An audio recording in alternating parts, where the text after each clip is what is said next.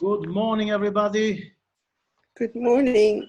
to our weekly morning shiur in Parashat Shavua. Our Parsha is Re'eh. And a very interesting point is, on the beginning of the Parsha, when we start reading, we see something very strange. The Torah is telling us, Re'eh anochi noten lifnechem hayom bracha v'klala. Look, I'm going to put in front of you a blessing and a curse. And the question is, what does it mean? So the Torah goes on the next pasuk, Et habracha, the blessing, asher tishmu el mitzvot Hashem Elokechem, if you listen to God and do what He asked you to do. And the curse, v'haklala, im lo tishmu, if you don't listen, then you will have a curse. So the question is, if the Torah is explaining to us exactly what is a blessing and what is a curse, so why do we need the beginning, the blessing and the curse again? Because I can read it like this. Re'eh anochi noten lifnechem. Look, I'm putting in front of you today the blessing if you listen to God, and the curse if you don't listen. So why do I need to say I'm putting in front of you the blessing and the curse, and then go on and explain the blessing if and the curse if? I can say the same thing without mentioning before blessing and curse, because I'm explaining it anyway.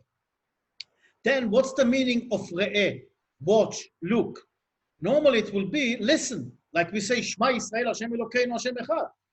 We don't say Re'eh Hashem Elokeinu Hashem Echad. We don't say look, God is one. We say listen, God is one. And also, what's the meaning of I'm putting it in front of you today? So first of all, let's start. What is a blessing and what is a curse? And what's the meaning of a blessing and a curse? When you say it like this, it looks like, is it two things? Is it a blessing, something that you have on this side, and the curse is on this side? The real truth is that what God is telling us, that in everything we do in life, it could be a blessing and it could be a curse. In other words, the blessing and the curse are in our hands. If we listen, and that's why the Torah is telling us blessing and curse, because we think in life sometimes that we were cursed, and sometimes we think we were blessed. But the real truth is that what we sometimes think as a blessing is really a curse, and what we think as a curse is a blessing. I can never forget, we had this guy who,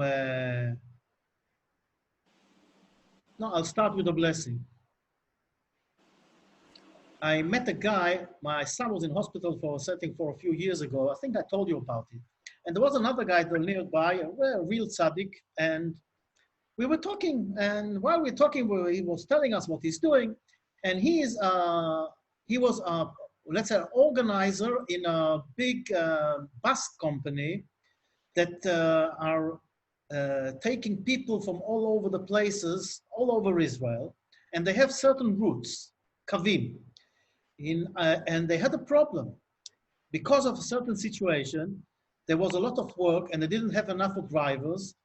And if you don't give let's say, enough buses and enough times, you will lose the line. So they were standing in front of losing a few lines because they didn't have enough drivers to drive the buses. So what will happen is that they cannot just keep on the schedule and take the people at the certain times that they were that they were promised to take them. And if they don't do this, the competition will go in and take the line from them, and then they will lose a lot of the work they have. And he didn't know what to do. And suddenly he had a brilliant idea. He thought to himself, 1 minute, Egged and Dan, the bus companies, people go on pension in a very early age. Because they say, we want young drivers, don't want old drivers, and also they doing it for many, many years, and then they get a pension and they're being sent home. He says, maybe I'll take the list of all those pensioners from Egged and Dan, and I will ask them, maybe they were willing to come and work, not a whole day, a few hours a day. And he started phoning, and everybody phoned. 99% said, we are going to be very happy to come. So he recruited all those pensioners from Egged and Dan. And you know what happened?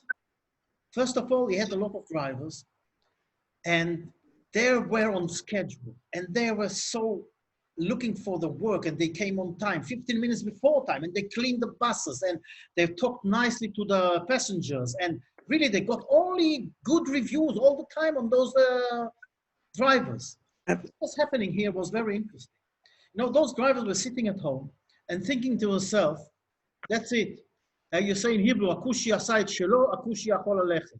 The nigger did his job, the nigger can go. That's what they say in Hebrew. In other words, you did your job, okay, finished now. Nobody needs you. And you know, the feeling is terrible. I don't have to tell you. If you think that nobody needs you, you get depressed. So they were sitting at home, depressed. Nobody needs us. We finished our job. We worked for so many years, and now the society doesn't need us anymore. Suddenly, this guy calls them and tells them, come and work. Okay, not for 8 hours, 2-3 hours a day. And they were so happy about it. Suddenly, they had a reason to wake up in the morning. Suddenly, they had a job. They had something to do. They were involved again with the society. People needed them. They were saving the company. So look at this unbelievable thing. This thing that looked like a curse. From one side, for those people sitting at home, depressed, it looked like a curse. Nobody needs us anymore. And from the other side, the bus company, that was also as a curse because they are going to lose all the work. And suddenly, this curse become the best blessing for both because the bus company got the best drivers they can get, much better than the young drivers. No, never late, very polite, Efficient. very efficient. They know the job. And from the other side, those who were sitting at home, they were so happy to come back and do something. In other words, things that look like a curse, it depends what you do with them. You can turn everything the opposite way and make good with it. From the other side, I knew once somebody had a small, how do you say it, a factory that manufactured desks and chairs, metal stuff. And one day he went on this big, I don't know how you say michraz. It's like this big thing you go on, you compete with all the other big companies in Israel for ma'ats. Ma'ats is those who supply also to all the schools the chairs and tables and desks. And you're talking about big quantities. So he went on this, and he won it because he gave a very good price. The problem is his calculation were on the way he was acting now. In other words, he had this small place, not a lot of workers, not a lot of expenses. So he thought to himself, I'm going to take this big order, I'm going to be on top of the world. Unfortunately, this is not what happened. Because very quickly he realized that he cannot manufacture all those quantities in time if he doesn't increase his business 3 times more, at least. Meaning, Right. more space, more rent, more taxes, more workers, again, more money. And then what he was thinking to himself, maybe I'm going to take the pipes, I'm going to take the thinner pipes. But you know, you don't play games with those people. They came to inspect and to look what he's doing. And they just took everything he already started to produce and said that's no good, we're not taking it. The end of the story is unfortunately very sad. This big blessing became his biggest curse, and he lost the business, and who knows what he's doing today. And this is, he thought, what a blessing, I won. But again, it depends how you look at things, what you do with things, and again, from our perspective, from the religious perspective, from the spiritual perspective, we get tools from God. It doesn't matter what it is. We can use it for the good and we can use it for the worse. One of the unbelievable samples is, for example, the story with David HaMelech. When the prophet Samuel is being asked to come and crown David HaMelech, he's being told, go to Bet Ishai, to the house of Ishai, and I'll tell you who to crown as the next king. So he comes there and he asks Ishai, bring your children, bring your sons, because one of them is going to be a the king. So Yishai is very happy, brings all the gifts, and he sees this big, nice, handsome guy coming in, and he's sure, Shmuel, the prophet, he is sure this one is the one. But when he trying to approach him, God tells him, sit down, that's not him, that's not him. And then he goes through all of them, and God is telling him, no, no, no, no, no, no. So he's asking Yishai, tell me, haven't you got any more sons?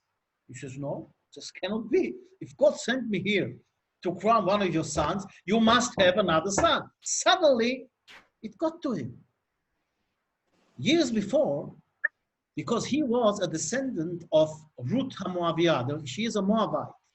And it's written in the Torah, Ammoni u'Moavi lo yavo bik'al Hashem ad olam. That an Ammonite and a Moabite, they are not allowed to come in the crowd of God forever. And the story with Boaz was that they came to him, that Ruth came to him, and then he checked, he got all the wise people, they sat together and was discussing the issue, and they came to a conclusion that what the Torah means is only on the male and not on the female. Ammoni velo Ammonit, Moavi velo Ammonit, velo Moavit. In other words, the problem with being a part of Am Yisrael is only with the males. The females got no problem. They can, how do you say, change themselves to become Jewish, and there is no problem. So God was married Ruth, and then we know the whole story. Years later, Yishai, which is Gdol Hador, he is the greatest tzaddik of the door, thinks to himself, maybe those who were against this idea of only male and not female, maybe they are right. And all my children are mamzers. So what I'm going to do, I want to have at least one kid that is 100% Jewish with no problem, with no questions. Because there was a whole discussion and people were talking about, yeah, he wanted to marry her, so he did this thing and turned it around, a male and not a female. But it's wrong and it's not right. So what is he doing?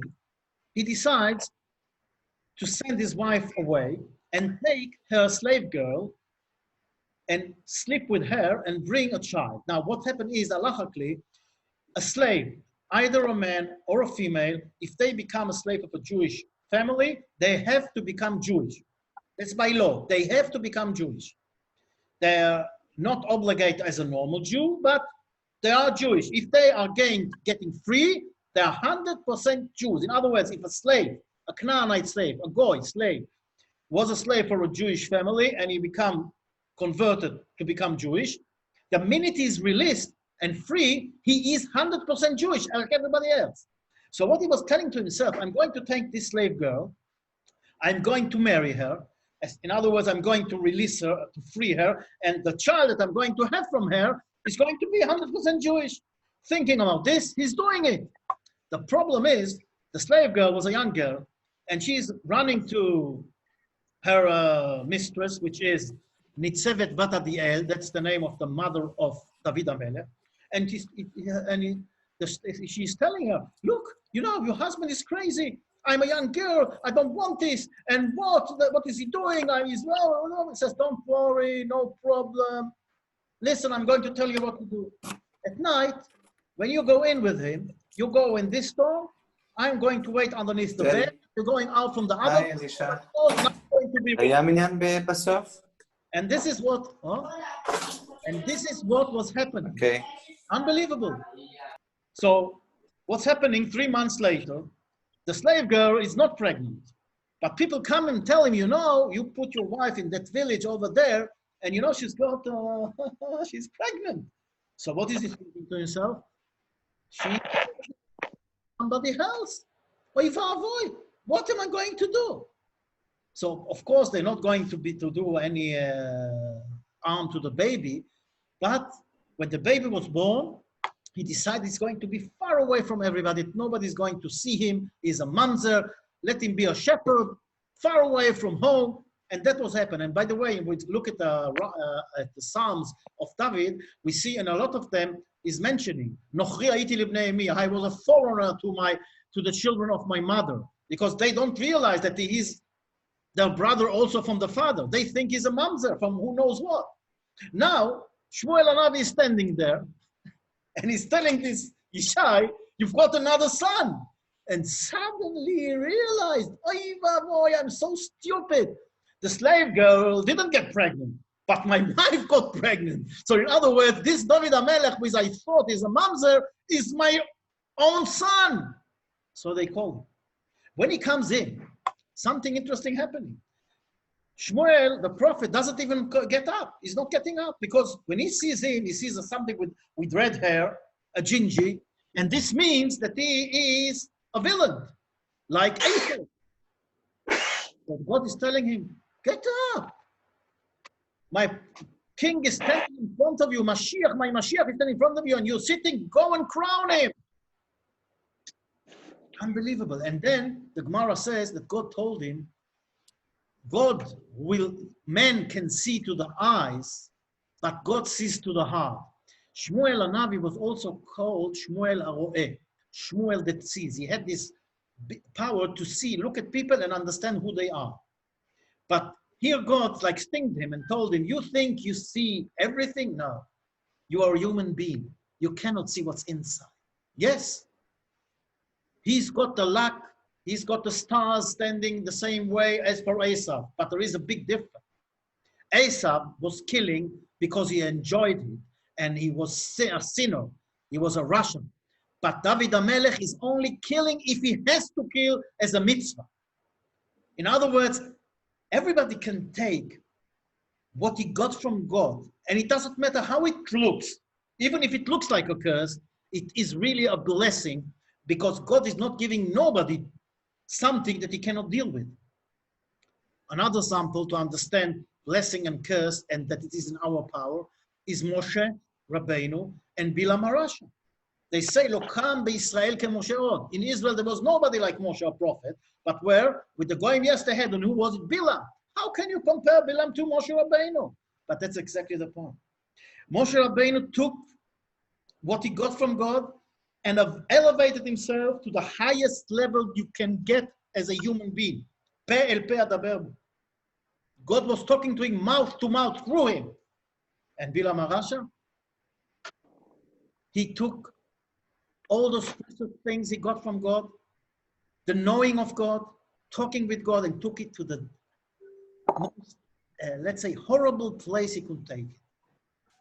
And he became the biggest sinner that can be. In other words, again, the blessing and the curse standing in front of us.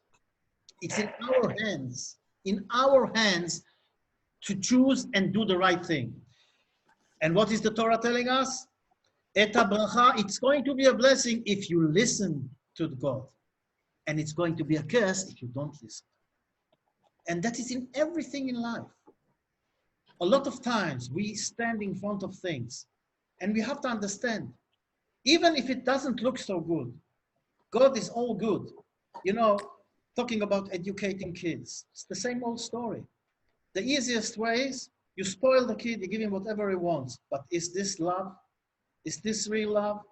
The Torah is telling us in our Pasha, Banim atem la'Hashem Elokechem, you are the children of God. So as children of God, God spoil us. But God is not spoiling us. God is educating us. God wants to get out of us the best, and that's real love. To spoil the kid, if you think about it, it's an egoistic way of life. Because I don't want trouble. I don't want to start with my son, with my children. So I'm spoiling them, giving them whatever they want. But is this real love? No. Real love hurts. Sometimes it hurts. And you know, when a parent punishes his children, sometimes it hurts him more than it hurts the children. But he knows, if I want to educate them, to choose the right way in life, sometimes I have to punish them. If a small child runs to the road, you have to punish him severely, because otherwise he will fail again, and chas v'sholom, he will go into killed. So if you're letting him run, is it love? It's hatred. It's not caring. Real love has got nothing to do with time, place, and how it looks. Love between couple. If it's something that has to do with a certain outside object, with the materialistic thing, it's not going to last. It's going to fade away. As the Mishnah in Pirkei Avot says, what is the real love? Love that doesn't depend on nothing. Love that depends on something is not going to last. It's not real love. Real love is for eternity. And that's the love that God wants us to love him. And that's the love that God loves us. And that's why he's telling us, Re'eh, look. And why look? Why? What is it? What's the idea of Re'eh? Because to hear is very good. But how do you hear? And this is Re'eh. Re'eh is to see the words. It's like in Ma'amad Har Sinai, what happens? When we receive the Torah, it's written, Ro'im et hakolot. They saw the voice. And you see the voice. But if you're at this high level, you can see things, even if it's in a way of talking and speaking. And what's the meaning of it? It's very simple. See, the power of God. Sometimes we need the imagination to imagine to ourselves what is re'eh, what is to see things. It's the Kodesh Baruch Hu in our Parsha is telling is the story about Har Grizim and Har Eval. Am Yisrael are divided to two, 6 tribes on one mountain on Har Grizim and the other one on Har Eval, the other 6, and the Levim are standing in the middle and they are blessing this side and then cursing the other side. So the question is, why do we need all of this? What's the idea? Why can't we just say the blessing and the curse in front of all the people standing in front of you? Why do you need to put half on this mountain and the other half on this mountain? You know why? That is the meaning of Re'eh. Look at this picture and then you will listen and understand what I want to tell you. Because the idea is, we are standing a few days before Rosh Chodesh Elul. Next week is going to be Rosh Chodesh Elul. To take in consideration, to take ourselves in our hands and go back to our Father in heaven and do tshuva, and everybody has to do tshuva for at his own level the things he did. And the idea is sometimes a person says to himself, who am I? What can I do? I've got, oh, okay, so I've got this. I'm nothing. Okay. God is telling us, the Rambam says, that every one of us has to see and look that he is in a level of equal. He is half guilty and half, how do you say? Innocent. How? Innocent. Innocent. Half innocent and half guilty. And everything he's going to do now is going to change the balance. If he's going to do a sin, he's going to be guilty. And if he's going to do a mitzvah, he's going to be innocent. A tzaddik. It's going to be a tzaddik. Now, says the Rambam, the same way you see yourself, you have to see the whole world. The whole world is also in a balance. In other words, half-half. So in other words, every action we as individual are going to take now is going to change the balance of what? That's the way we have to look. And that's the idea of this thing of half of the tribe, this mountain, to tell us, half-half. Half is blessing, half is curses. In other words, the action you're going to take, the next step you are going to make is going to change the whole world. So we have to choose to do good. Because if we, little people, are going to do one good thing, we're already going to change the balance of the whole world for the good. But if chas v'sholom we do a bad thing, we can change the balance of the world for the worst. And that's the idea of re'eh, look. So we have to use our imagination and imagine to ourselves situations and things that are going to help us to listen in the right way. In other words, bringing the hearing to a level of seeing, because as we say, you know, this saying, one picture is worth more than 1,000 words. And this is the combination of hearing and listening. This is the belief that brings us to the highest level of praying to God, of talking to God. And what the Torah is telling us, Hayom, today, what is today? I always ask, what is the most important day of the year? You know what it is? So people answer Yom Kippur, Rosh Hashanah, Shabbos. Yeah, they're all right. But the real truth is, you know what is the most important day of the year? Today. Hayom. Re'eh anochi noten lifnechem hayom. I'm putting it in front of you today. Today is the day, the most important day. What happened yesterday is finished. What's going to be tomorrow? Who knows?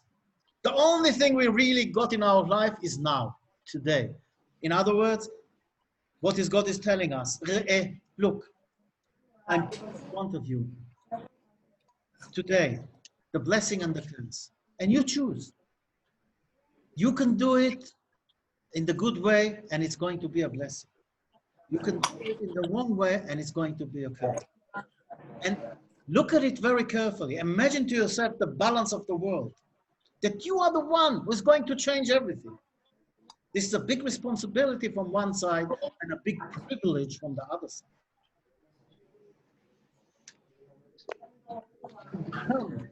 To get to this level of seeing things in the right thing, we have the power to change even a curse to a blessing.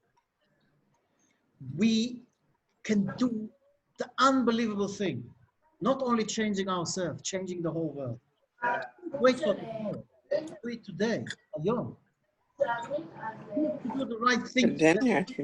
And I'm wishing for all of us that we will see things in our eyes. Imagine to ourselves. Picture the whole thing. And the influence we've got on the world as small individuals, but we have a lot of power. And don't forget, we are the children of God. Banim atem la'Hashem Elokechem. And whatever God puts in front of us is good. But the thing is, what are we going to do with it? As we gave the example of David and Esau, as we gave the example of those factory that unfortunately lost everything, and from the other side, those people and this company that from the they've got, they turn it to a blessing. Let us all turn everything to a blessing and be blessed with all the good of this world and see and look and choose the right thing. All the best to everybody.